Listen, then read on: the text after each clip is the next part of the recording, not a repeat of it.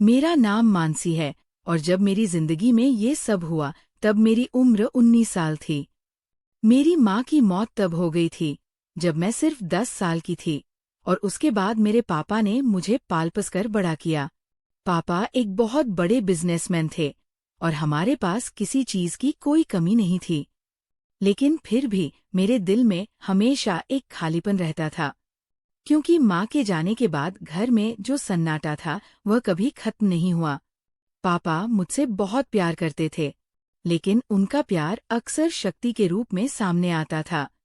वह मेरी हर छोटी बड़ी बात पर नजर रखते थे और शायद यही वजह थी कि मैं अपने ही घर में कभी खुलकर सांस नहीं ले पाती थी। उस दिन मैं कॉलेज से बहुत थकी हुई लौटी। दोपहर की तेज गर्मी थी और पसीने से मेरा हाल बुरा हो रहा था।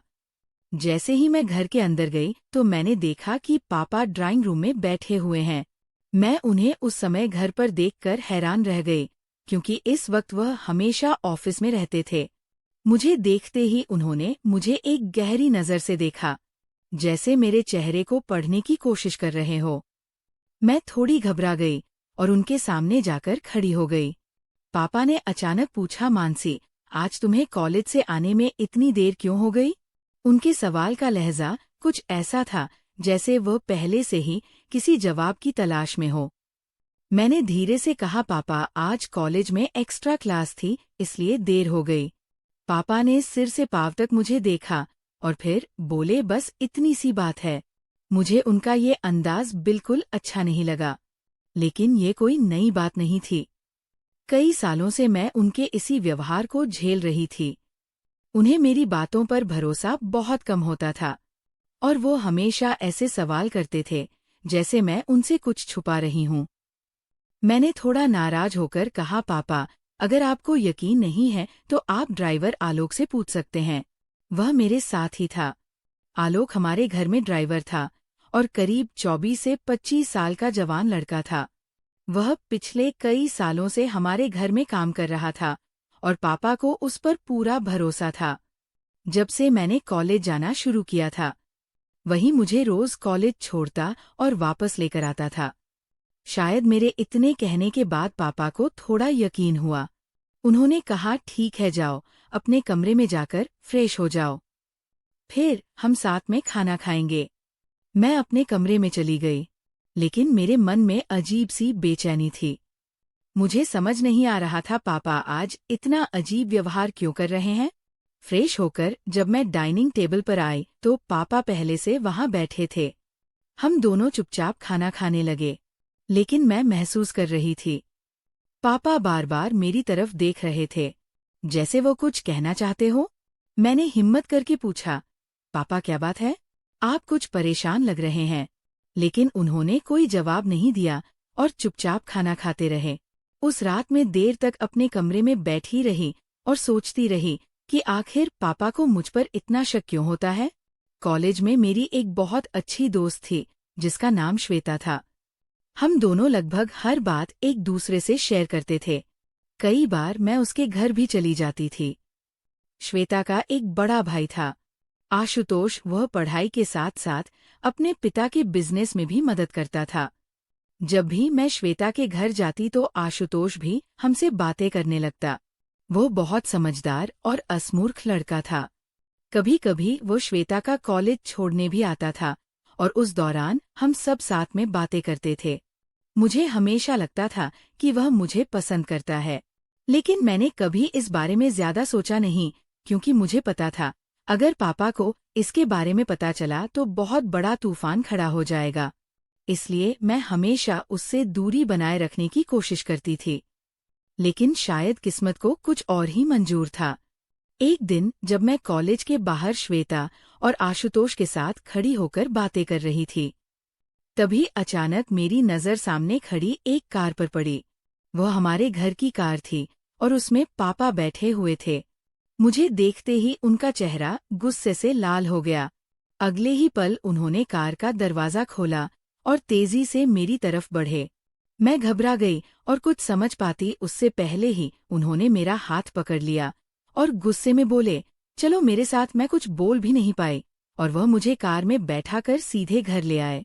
उस दिन के बाद मेरी जिंदगी पूरी तरह बदल गई। पापा ने उसी दिन मेरा कॉलेज आना बंद करवा दिया। उन्हें यकीन हो गया था कि मेरा आशु तो उसके साथ कोई रिश्ता है। मैंने लाख समझाने की कोशिश की कि ऐसा कुछ नहीं है, लेकिन पापा ने मेरी एक नहीं सुनी। उनका कहना था कि उन्होंने अपनी आंखों से सब देखा है और अब उन्हें किसी सफाई की जरूरत नहीं है। कुछ दिन के बाद मैं घर में जैसे कैद होकर रह गई। मेरे लिए बाहर जाना तो दूर, अपने कमरे से निकलना ही मुश्किल हो गया था। मैं अक्सर अपने कमरे में बैठकर रोती रहती और सोचती कि आखिर मेरी गलती क्या थी। हमारे घर में पैसों की कोई कमी नहीं थी, लेकिन जिस आज़ादी की मुझे जरूरत थी वह मुझे कभी नहीं मिली। कुछ दिनों बाद पापा के पुराने दोस्त प्रमोद अंकल हमारे घर आए। वह पापा के बिजनेस पार्टनर भी थे और बचपन से मुझे जानते थे। मुझे उदास देखकर उन्होंने पूछा, मानसी क्या बात है, तुम इतनी परेशान क्यों लग रही हो? मैं अपने आंसू रोक नहीं पाई और उन्हें सारी बात बता दी। उन्होंने मुझे समझाते हुए कहा, तुम चिंता मत करो, मैं तुम्हारे पापा से बात करूंगा। प्रमोद अंकल की बातें सुनकर उस दिन मेरे दिल को थोड़ी तसल्ली जरूर मिली, लेकिन मुझे बिल्कुल अंदाजा नहीं था कि आने वाले दिनों में मेरी जिंदगी और ज्यादा उजने वाली है। पापा उस दिन देर रात तक अपने कमरे में बैठे रहे और घर का माहौल अजीब सी खामोशी में डूबा रहा। मैं अपने कमरे में बैठी खिड़की से बाहर अंधेरे को देखती रही और सोचती रही, क्या सच में मेरी जिंदगी वैसे ही बीतने वाली है? अगले दिन से पापा का रवैया पहले से भी ज्यादा सख्त हो गया। उन्होंने साफ कह दिया कि अब मैं बिना उनकी इजाजत के घर से बाहर नहीं जाऊंगी। मेरे फोन पर भी उनकी नजर रहने लगी। मैं चाहकर भी किसी से खुलकर बात नहीं कर पाती थी। कभी कभी श्वेता का ख्याल आता तो दिल भरा था। कुछ दिनों बाद एक रात ऐसा हुआ जिसने मेरे दिल में और भी डर भर दिया। उस रात मैं अपने कमरे में गहरी नींद में सो रही थी कि अचानक मेरे मोबाइल की घंटी बजने लगी। नींद में ही मैंने फोन उठाने की कोशिश की, लेकिन उससे पहले ही पापा कमरे में आ गए। उन्होंने फोन उठा लिया। फोन के दूसरी तरफ आशुतोष था। शायद उसे श्वेता से पता चला था कि मेरी पढ़ाई बंद करवा दी गई है और वह इसी बारे में पूछना चाहता था। लेकिन पापा ने जैसे ही उसका नाम सुना, उनका गुस्सा फूट पड़ा। उन्होंने बिना खुद सुने फोन काट दिया और मुझे गुस्से भरी नजरों से देखने लगे। मानसी, अब भी तुम मुझसे लड़के से बात कर रही हो? पापा की आवाज इतनी तेज थी कि मैं डर से कांप गई। मैंने समझाने की कोशिश की, मैंने उसे फोन नहीं किया था, लेकिन पापा ने मेरी एक नहीं सुनी। उसी रात उन्होंने मेरा मोबाइल अपने पास रख लिया और साफ कह दिया कि अब मुझे किसी से बात करने की जरूरत नहीं है। उसके बाद तो जैसे मेरी दुनिया और छोटी हो गई। दिन भर मैं अपने कमरे में रहती और खिड़की से बाहर देखते हुए समय गुजारती। कभी कभी प्रमोद अंकल आते तो मेरे कमरे में आकर मुझसे बातें करते और मुझे दिलासा देते कि सब ठीक हो जाएगा। लेकिन उनके जाने के बाद फिर वही सन्नाटा घर में फैल जाता है। इसी दौरान एक और अजीब बात हुई। एक रात पापा अचानक मेरे कमरे में आए और बोले, आज से तुम मेरे कमरे के पास वाले कमरे में सोओगी। मैं सुनकर हैरान रह गई। मैंने पूछा, ऐसा क्यों पापा? उन्होंने बस इतना कहा कि उन्हें मुझ पर नजर रखनी है ताकि कोई गलतफहमी फिर से पैदा ना हो। मैं कुछ बोल नहीं पाई और चुपचाप उनके कहे अनुसार रहने लगे। उन दिनों मेरी रातें बेचैनी में गुजरती थी। मुझे लगता था जैसे मेरी जिंदगी पर मेरा कोई हक ही नहीं रहा। धीरे धीरे समय बीता गया और करीब 3 महीने ऐसे ही गुजर गए। फिर एक दिन अचानक मेरी तबीयत खराब होने लगी। मुझे बार बार चक्कर आने लगे और सिर भारी रहने लगा। शुरुआत में मैंने इसे थकान समझा, लेकिन हालत धीरे धीरे बिगड़ने लगे। पापा ने जब मेरी हालत देखी तो उन्हें शक होने लगा कि कुछ गड़बड़ है। उन्होंने तुरंत डॉक्टर के पास जाने की बात की, लेकिन उसी समय उनके दिमाग में कोई और ही ख्याल आ गया। उनके चेहरे पर गुस्सा साफ दिखाई दे रहा था। उन्होंने मुझसे सख्त लहजे में पूछा, मानसी सच सच बताओ, क्या तुमने मेरे भरोसे को तोड़ा है?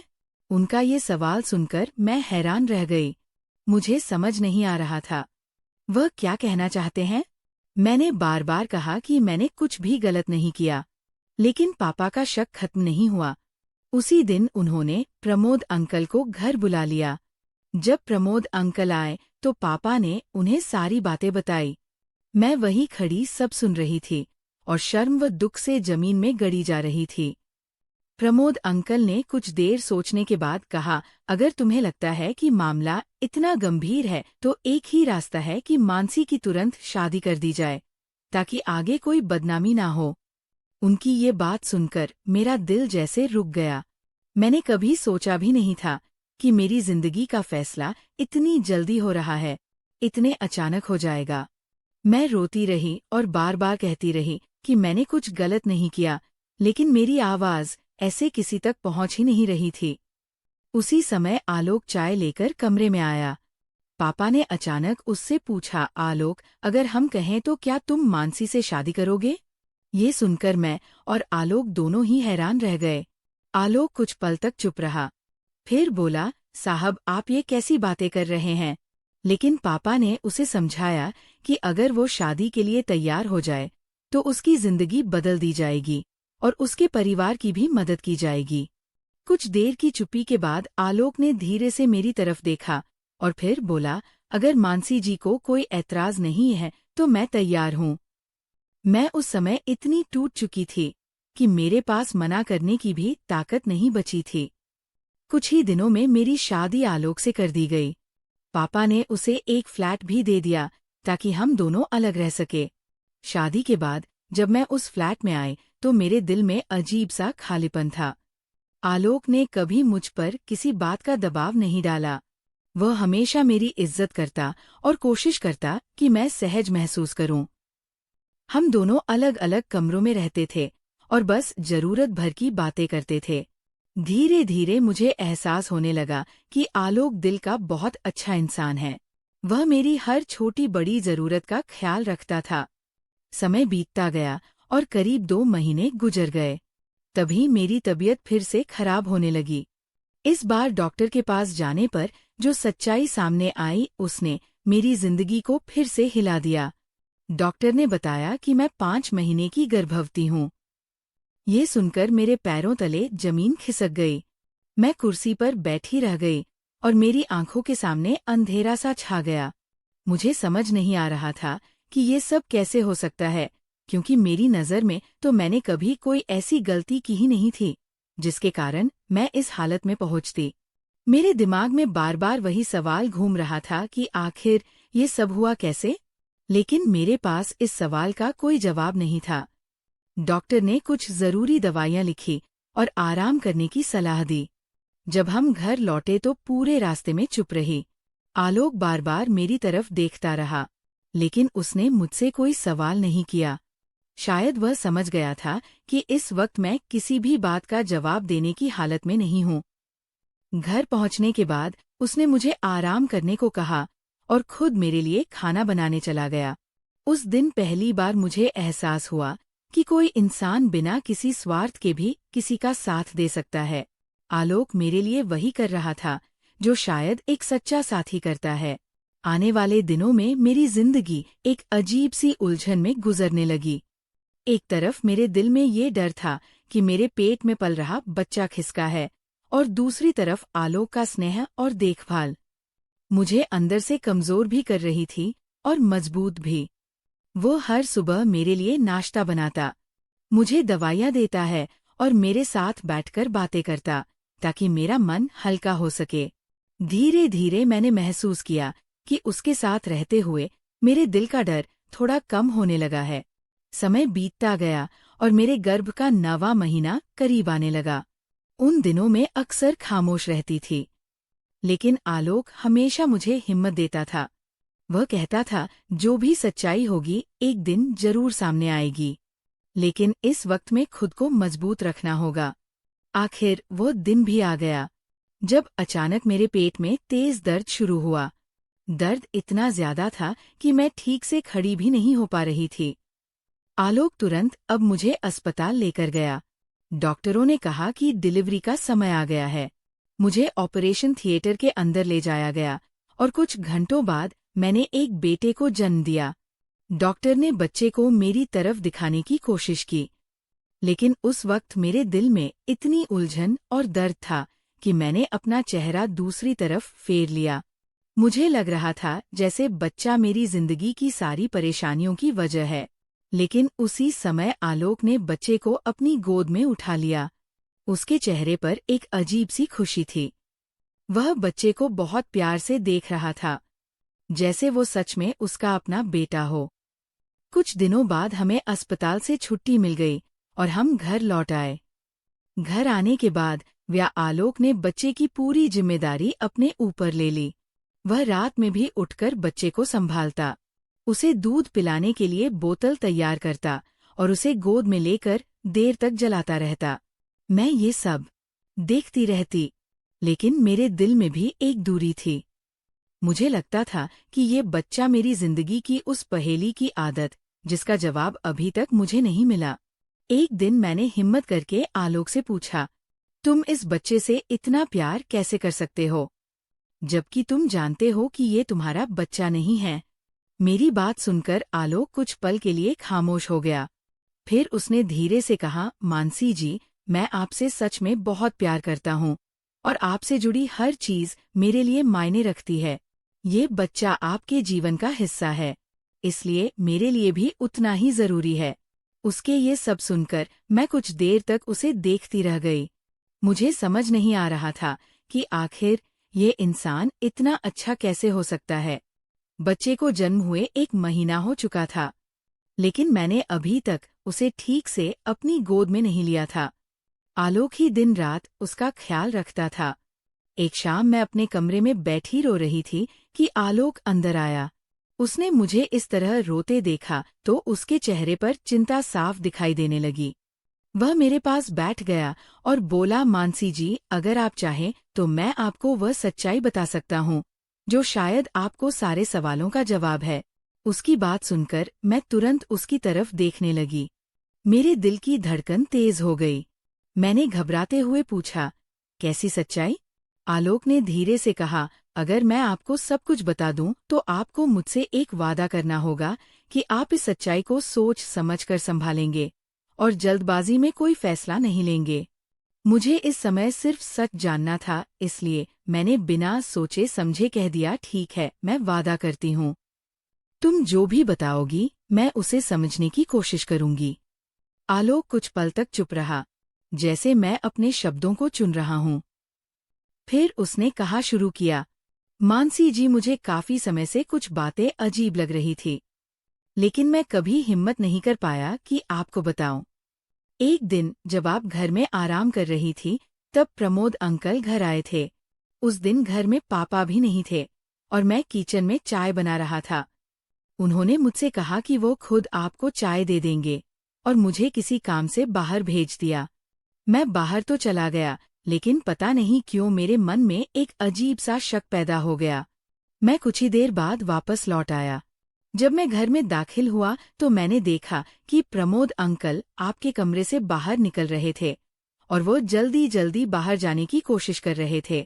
उस वक्त मुझे कुछ समझ नहीं आया, लेकिन बाद में जब मैंने आपको गहरी नींद में सोते देखा तो मुझे लगा कि उस दिन कुछ ऐसा हुआ है जो सही नहीं था। आलोक की आवाज सुनकर मेरा दिल जोर जोर से धड़कने लगा। मेरे दिमाग में अचानक वो दिन घूम गया जब प्रमोद अंकल मेरे लिए चाय लेकर आए थे और उसे पीने के बाद मुझे अचानक बहुत तेज नींद आने लगी थी। उसके बाद की कोई बात मुझे याद नहीं थी। अब मेरे सामने एक डरावनी सच्चाई आकर लेने लगी थी। मुझे महसूस हो रहा था कि मेरी जिंदगी के सबसे बड़े पहेली का जवाब शायद अब सामने आने वाला है। आलोक की बातें सुनते ही मेरे दिमाग में जैसे तूफान आ गया। मेरे सामने अचानक वो दिन साफ होने लगा जब प्रमोद अंकल मेरे लिए चाय लेकर आए थे। उस वक्त मुझे बिल्कुल अंदाजा नहीं था कि उस चाय के बाद मेरी जिंदगी हमेशा के लिए बदल जाएगी। मैंने आलोक की तरफ देखा और धीमे आवाज में पूछा, क्या तुम कहना चाहते हो कि उस दिन मेरे साथ कुछ गलत हुआ है? आलोक ने सिर झुका लिया और कुछ पल तक चुप रहा। फिर उसने धीरे से कहा, मानसी जी, मुझे पूरा यकीन तो नहीं था, लेकिन जो कुछ मैंने देखा और महसूस किया उससे मुझे हमेशा यही लगा कि उस दिन कुछ बहुत गलत हुआ था। मैं उस समय कुछ समझ नहीं पाया, इसलिए चुप रहा। मुझे डर था कि अगर मैंने ये बात कही तो शायद कोई मेरी बात पर विश्वास नहीं करेगा, क्योंकि मैं सिर्फ एक ड्राइवर था। उसकी ये बात सुनकर मेरी आंखों से आंसू बहने लगे। मेरे दिल में दर्द और गुस्से का एक अजीब सा मिला-जुला एहसास पैदा हो गया। मैं सोच भी नहीं सकती थी कि जिस इंसान को मैं बचपन से अपने पापा का सबसे भरोसेमंद दोस्त समझती थी, वही मेरी जिंदगी को इस तरह बर्बाद कर सकता है। कुछ देर तक कमरे में खामोशी छाई रही। फिर मैंने खुद को संभालते हुए कहा, आलोक, मुझे सच्चाई पापा को बतानी होगी। उन्हें यह जानने का हक है कि उनकी बेटी के साथ क्या हुआ था। आलोक थोड़ा घबराया और बोला, अगर ये बात बाहर फैल गई तो लोग तरह तरह की बातें करेंगे और इसका असर हमारे बच्चे के भविष्य पर भी पड़ सकता है। मैंने उसकी तरफ देखकर कहा, मुझे पता है, लेकिन मैं पापा को सच बताए बिना नहीं रह सकती। उन्हें समझाना होगा कि उनकी बेटी गलत नहीं थी। बहुत सोचने के बाद आलोक ने मेरी बात मान ली। उस शाम उसने पापा को फोन करके घर बुला लिया। जब पापा हमारे घर पहुंचे तो उनके चेहरे पर चिंता साफ दिखाई दे रही थी। उन्होंने आते ही पूछा, क्या बात है? सब ठीक तो है? मैं कुछ पल तक चुप रही। फिर धीरे धीरे मैंने सारी बात बतानी शुरू की। पहले तो पापा मेरी बात सुनकर चौंक गए, लेकिन जब आलोक ने भी वही बातें दोहराई तो उसने देखी ही थी, तो पापा के चेहरे का रंग बदल गया। उनके हाथ कांपने लगे और उनकी आंखों में आंसू आ गए। उन्होंने कुर्सी पर बैठते हुए कहा, मानसी, मुझे माफ कर दो। मैंने अपने ही बेटे पर भरोसा नहीं किया। मैं दूसरों की बातों में आकर तुमसे दूर होता चला गया। अगर मैंने उस वक्त तुम्हारी बात सुन ली होती तो शायद तुम्हें ये सब नहीं झेलना पड़ता। पापा की हालत देखकर मेरे दिल में भी दर्द उठने लगा। मैंने पहली बार इतना टूटा हुआ देखा था। उन्होंने रोते हुए कहा, जिस इंसान को मैं अपना सबसे करीबी दोस्त समझता था, उसी ने मेरी बेटी के साथ इतना बड़ा धोखा किया। मैं उसे कभी माफ नहीं करूंगा। उस दिन के बाद पापा ने प्रमोद से अपने सारे रिश्ते हमेशा के लिए खत्म कर दिए हैं। उन्होंने साफ कह दिया कि अब वो जिंदगी में कभी उसका चेहरा नहीं देखना चाहते। कुछ समय बाद पापा ने मुझे और आलोक को अपने घर वापस आने के लिए कहा, लेकिन मैंने उनसे कहा कि अब मेरी दुनिया यही है, जहां मैं अपने बच्चे और अपने पति के साथ शांतिपूर्वक रह सकती हूँ। पापा ने मेरी बात समझ ली और हमारे फैसले का सम्मान किया।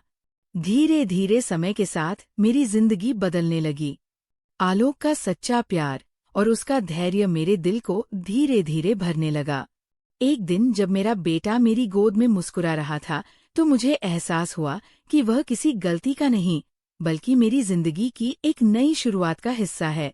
मैंने उसे सीने से लगा लिया और पहली बार दिल से महसूस किया कि मैं उसकी माँ हूँ। आलोक ने ये देखकर मुस्कुराते हुए कहा, देखिए मानसी जी, अब आपकी मुस्कान लौट आई है। मैंने उसकी तरफ देखा और महसूस किया कि अगर मेरी जिंदगी में कोई सच्चा सहारा था तो वह यही इंसान था, जिसने बिना किसी सवाल के मुझे और मेरे बच्चे को अपना लिया। कुछ महीनों बाद पापा अक्सर हमसे मिलने आने लगे। वह अपने पोते के साथ खेलते हैं और मुझे देखकर हमेशा यही कहते हैं कि उन्हें अपनी गलती का हमेशा पछतावा रहेगा, लेकिन मैंने उन्हें माफ कर दिया था, क्योंकि मुझे पता था कभी कभी डर और गलतफहमी इंसान से बहुत बड़ी गलती करवा देते हैं। उस दिन मैंने अपने बेटे को गोद में उठाकर मन ही मन एक वादा किया कि मैं उसे हमेशा सच और भरोसे की कीमत सिखाऊंगी, ताकि वह कभी किसी पर बिना वजह शक न करें और किसी का भरोसा न तोड़े। मेरी कहानी ने मुझे एक बहुत बड़ी सीख दी थी कि जिंदगी में सबसे जरूरी चीज भरोसा होता है। अगर रिश्तों में भरोसा टूट जाए तो सब कुछ बिगड़ जाता है, लेकिन अगर सच्चाई और विश्वास अब वापस आ जाए तो जिंदगी फिर से संवर सकती है। आज मैं अपने बेटे और आलोक के साथ एक सुकून भरी जिंदगी जी रही हूँ और हर दिन खुद को ये याद दिलाती हूँ कि अंधेरे के बाद रोशनी जरूर आती है। बस इंसान को उम्मीद नहीं छोड़नी चाहिए। दोस्तों, आपको ये कहानी कैसी लगी कमेंट करके जरूर बताएं। धन्यवाद।